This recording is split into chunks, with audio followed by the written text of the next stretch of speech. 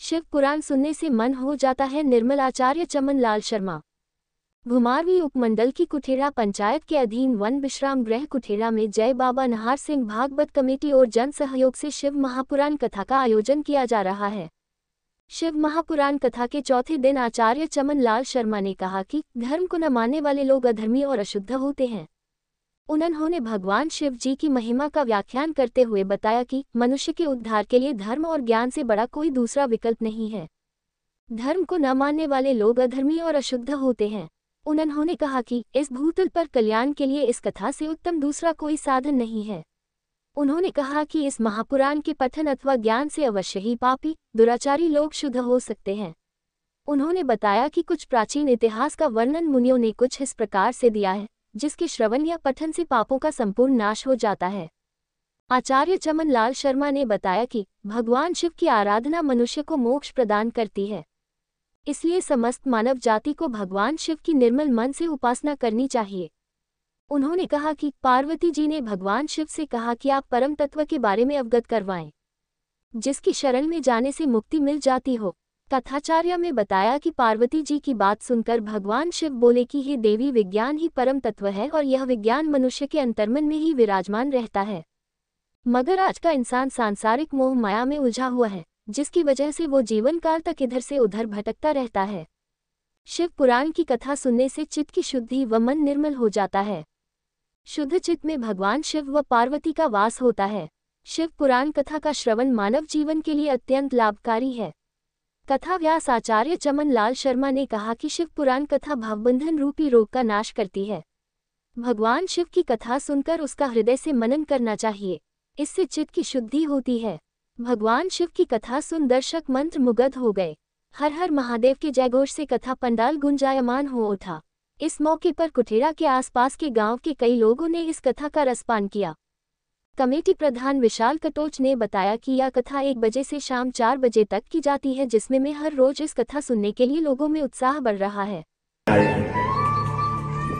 और नारद जी जैसे ही वानर का रूप धारण करके आए, शंकर जी के दोनों गण देखने लगे, आज नारद जी को क्या हुआ, ये क्या बात बिगड़ गई, गड़बड़ क्या हो गई। और नारद जी ने सोचा, बोले मैं अब सबसे पहली सीट पर बैठता हूं, कहीं ऐसा ना हो जाए कि मेरे से पहले विश्व मोहिनी किसी और के गले में हार डाल दे। बोले शंकर भगवान की। और कन्या की कुंडली देखने लगे, अब हमारी कन्या विवाह की योग्य हो चुकी है, इसके लिए वर भी ढूंढना है।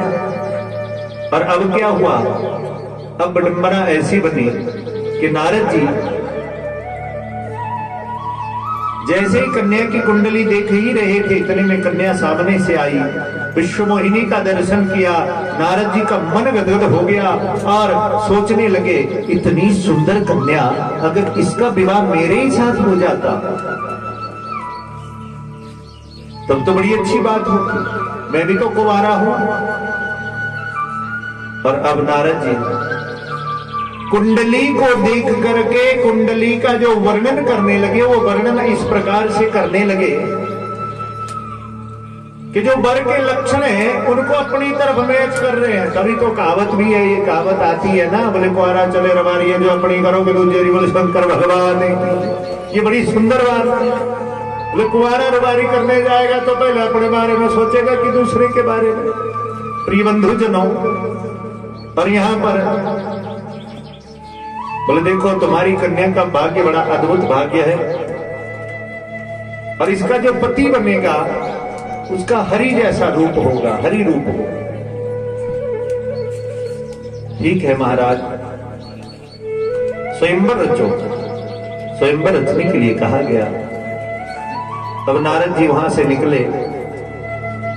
शीलनिधि राजा कन्या का स्वयंवर रखते हैं, दूर दूर तक राजाओं को संदेश भेजे गए, निमंत्रण भेजे गए, और स्वयं नारद जी जाकर के भगवान नारायण जी के पास पहुंच जाते हैं, और जाकर के वहां पर नारायण भगवान को प्रणाम करते हैं। नारायण भगवान को प्रणाम करके बड़ी सुंदर बात कहते हैं,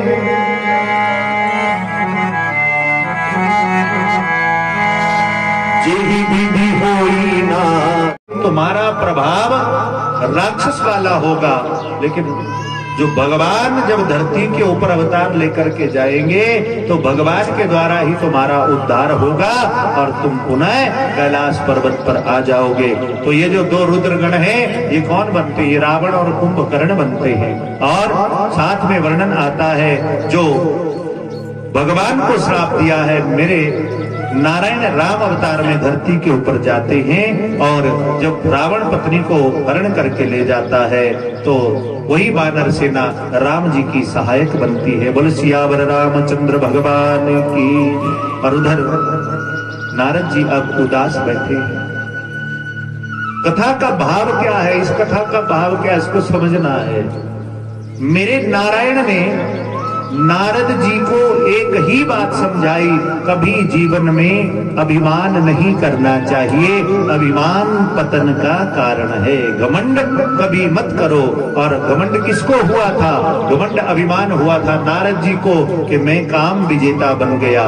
जीवन में गलती तो हर जीव से हो जाती है। मनुष्य गलती का पुतला है जो अक्सर हो ही जाती है। सुधार ले अपनी गलती को, उसे इंसान कहते हैं। इसलिए हमें कभी भी ऐसे अभिमान में भर करके नहीं चलना चाहिए कि मैं ऐसा कार्य कर रहा हूँ, मैं बहुत बड़ा बुद्धिमान हूँ, मैं बहुत बड़ा राजा हूँ या मैं बहुत बड़ा धनाढ्य हूँ। अरे संसार में सब व्यवस्थाएं भगवान के करने पर होती है, हमारे करने से कुछ भी नहीं होता है।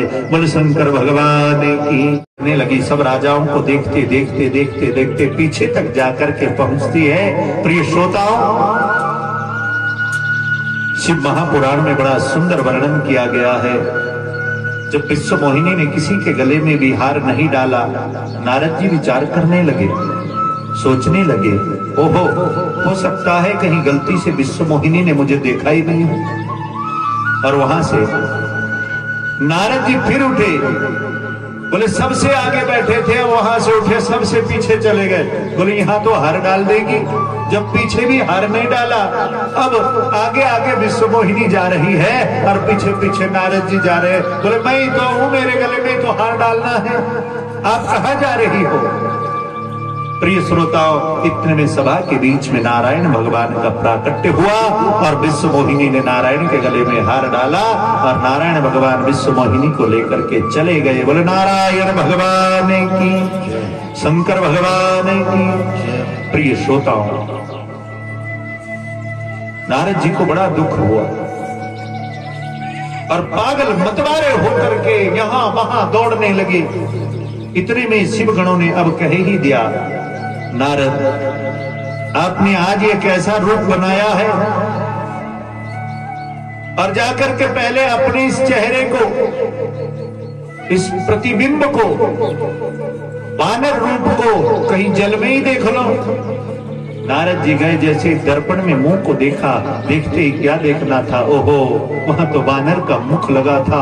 बड़ा क्रोध आया और क्रोध में भर करके नारद जी आज बोले, ये विष्णु छलिया है, इस विष्णु ने मेरे साथ छल किया है, मैं इनको छोड़ूंगा नहीं। और प्रिय श्रोताओं, क्रोध में भर करके आज नारद जी इधर उधर भटकने लगे। उधर जब बाहर गए तो सामने से नारायण भगवान माता विश्व मोहिनी के साथ, लक्ष्मी के साथ आ रहे थे। और जब आए, नारद जी ने क्रोध में कह दिया, हे विष्णु तुम बड़े छलिया हो।